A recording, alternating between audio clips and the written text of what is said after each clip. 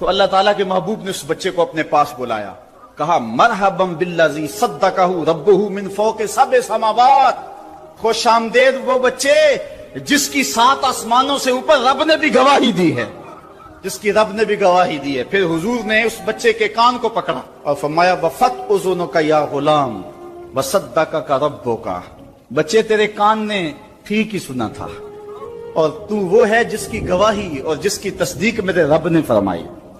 اللہ اکبر۔ حضرت عمر رضی اللہ تعالیٰ عنہ کا دور آیا تو انہوں نے حضرت عمیر بن سعد انصاری رضی اللہ تعالیٰ عنہ کو حمص کا گورنر بنا دیا، اور پھر جب وہ فوت ہوئے تو حضرت عمر روئے، فرماتے کاش کہ میرے پاس عمیر جیسا کوئی دوسرا آدمی ہوتا اور میں مسلمانوں کی محافظت کے لیے اسے مقرر کرتا۔ اللہ اکبر۔ تو حضور علیہ الصلوۃ والسلام کی محبت اور حضور کے ساتھ وفا کا یہ رشتہ اور یہ تعلق اور یہ گہرا ربط اللہ تعالیٰ کی محبت کا بندے کو مستحق کرتا ہے۔ اللہ نے بھری بزم کے اندر اس بچے کو عمیر بن سعد رضی اللہ تعالیٰ عنہ کو جھوٹا نہیں ہونے دیا۔ تو اقبال کہتا ہے کی محمد سے وفا تو نے تو ہم تیرے ہیں، یہ جہاں چیز ہے کیا لوح و قلم تیرے ہیں۔ کسی امیر شخص کا نام ہے کیا بدن کے اوپر پیوند لگے لباس پہننے والے وہ فاقہ مست کیا امراء کی فہرست میں آتے تھے؟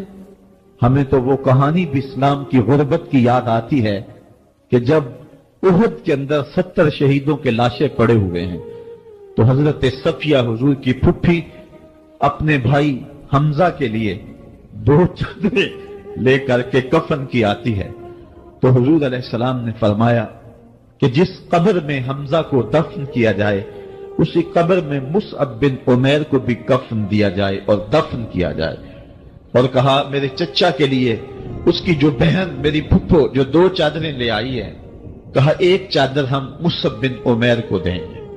یہ مصعب بن عمیر کون ہے؟ تاریخ پڑھو، کتنی دل آویز تاریخ ہے۔ مکے میں ایک امیر ترین خاتون ہے جس کے بیٹے کا نام مصعب ہے، اور وہ اپنے بیٹے کو اتنا خوبصورت لباس پہناتی ہے اور اتنے خوبصورت خوشبو اور عطر اس کو لگاتی ہے کہ مصعب بن عمیر جن گلیوں سے گزرتے تھے دیر تک وہ گلیاں مہکتی رہتی تھی، لوگ کہتے تھے یہاں سے مصعب گزر کے گیا ہوگا اس لیے یہ گلیاں مہک رہی ہیں۔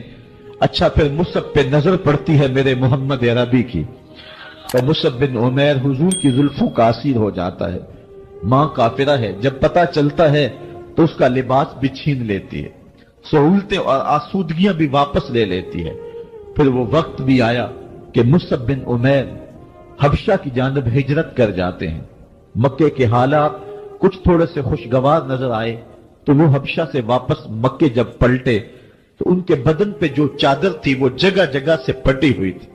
میرے آقا کریم علیہ السلام نے دیکھا تو حضور کی آنکھوں میں آنسو ٹپکنے لگے، کہا یہ وہی مصعب ہے جو اتنا خوش پوش نوجوان تھا کہ میں نے پورے مکے میں اس سے خوبصورت لباس پہننے والا کوئی دوسرا شخص نہیں دیکھا، اور آج میرے مصعب کو پہننے کے لیے جو چادر میسر ہے وہ بھی جگہ جگہ سے پھٹی ہوئی ہے۔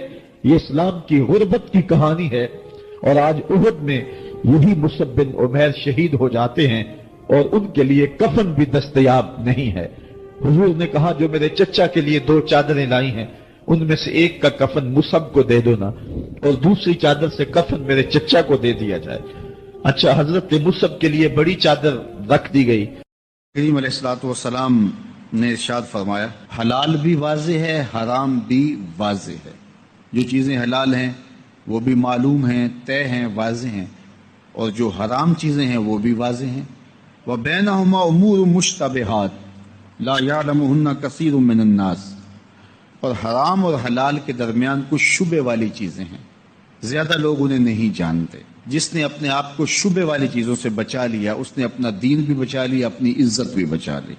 وَمَنْ وَقَعَ فِي الشُّبُهَاتِ وَقَعَ فِي الْحَرَامِ، اور جو شبے والی چیزوں میں پڑ گیا گویا وہ حرام چیزوں میں پڑ گیا۔ تو ایک چیز طے شدہ ہے کہ حلال ہے، ایک چیز طے شدہ ہے کہ حرام ہے، درمیان میں کچھ چیزوں کے بارے میں آپ کو شک گزرا ہے، لوگوں کی بھی رائے مختلف ہے، تو آپ اس سے بچیں۔ آپ کھانا کھانے لگے، ایک شخص نے کہا اس میں یار زہر ملا ہوا ہے، دوسرے نے کہا کہ نہیں زہر نہیں ملا، تو آپ اس کھانے کو کھائیں گے؟ آپ ترک کر دیں گے، آپ کہیں گے شک پڑ گیا ہے تو میں اپنی جان جیسی متاع عزیز سے کھلواڑ کیوں کروں؟ اگر پہلا سچا ہوا تو جان سے ہاتھ دھو بیٹھوں گا، تو کھانا اور لے لیتا ہوں، یہ نہیں کھاتا۔ تو آپ اس کو اگرچہ دوسرا بندہ زیادہ باوسوق ہو، لیکن آپ پھر بھی احتیاط کرتے ہیں کہ جان کا مسئلہ ہے اور یہاں دین اور ایمان کا مسئلہ ہے۔ اس لیے شبے والی چیزوں سے بھی بچنے والا اپنا دین بچا لیتا ہے، اپنی آبرو بچا لیتا ہے، اور جو شبے میں پڑ گیا گویا وہ حرام میں پڑ گیا۔ اللہ کے محبوب فرماتے ہیں جو چیز تجھے شک میں ڈالے اسے چھوڑ دے اور اس کو اختیار کر جو تجھے شک میں نہ ڈالے۔ تو جس معاملے میں شبہ ہو جائے تو اس معاملے کو چھوڑ دیا جائے، تو پھر اپنا دین اور اپنی آبرو بچائی جا سکتی ہے۔ اللہ کے محبوب نے اس کو ایک مثال سے بیان فرمایا کہ ہر بادشاہ کی ایک چراگاہ ہوتی ہے، چراگاہ کے قریب اگر آپ بکریاں چرائیں گے تو کسی دن کوئی بکری اچانک آپ سے چھٹ کے اس چراگاہ میں بھی جو ہے وہ داخل ہو جائے گی، اور بادشاہوں کی چراگاہ میں جو بکری داخل ہوگی پھر اس کی خیر نہیں ہوگی۔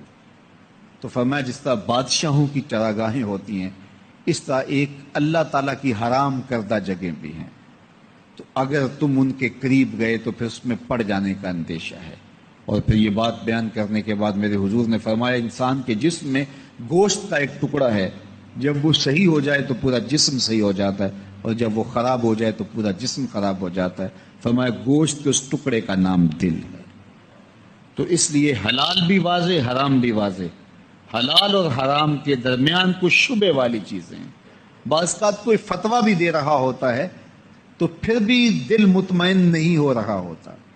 اللہ کے محبوب علیہ الصلوۃ والسلام کا فرمان سنیے، حضرت نواس بن سمعان رضی اللہ تعالی عنہ فرماتے ہیں کہ آقا کریم نے ارشاد فرمایا البر حسن الخلق والاسم ما حاک فی نفسک۔ نیکی کیا ہے؟ اچھے اخلاق کا نام ہے۔ تمیزدار آدمی، اچھے خلق رکھنے والا، گفتگو میں بات کرنے میں سلیقہ رکھنے والا، لوگوں کے ساتھ نرم رویہ رکھنے والا، حسن خلق نیکی ہے۔ اور فرمایا والاسم ما حاک فی نفسک، اور گناہ وہ ہے جو تیرے دل میں کھٹکے۔ وَكَرِهْتَ أَن يَطَّلِعَ عَلَيْهِ النَّاسُ، اور تو اس بات سے ڈرے کہ لوگ اس پہ آگاہ نہ ہو جائیں۔ جس سے آگہی لوگوں کی تیرے لیے تکلیف کا سبب ہے تو وہ گناہ ہے، تیرے دل میں کھٹکے اور تو ڈرے کہ لوگ اس سے آگاہ نہ ہو جائیں تو وہ حضور علیہ الصلوۃ والسلام یتیم ہونے کے باوجود یتیم پرور تھے اور بیواؤں کے کام آتے تھے، ان کا سامان اٹھا کے ان کے گھر تک پہنچا آتے تھے، ان کی ضروریات کو پورا کرتے تھے۔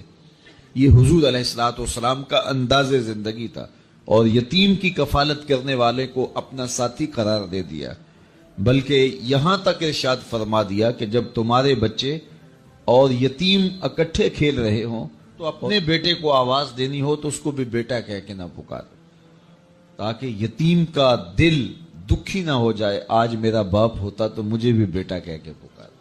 تو وہ معاشرہ کتنا ناہموار معاشرہ ہوتا ہے جس معاشرے کے اندر یتاما کی تکریم نہیں کی جاتی۔ اگر آپ کسی کی مدد بھی کرنا چاہ رہے ہیں تو آپ اس کو تکریم کے ساتھ اس کی مدد کریں کہ اس کی عزت نفس مجروح نہ ہو۔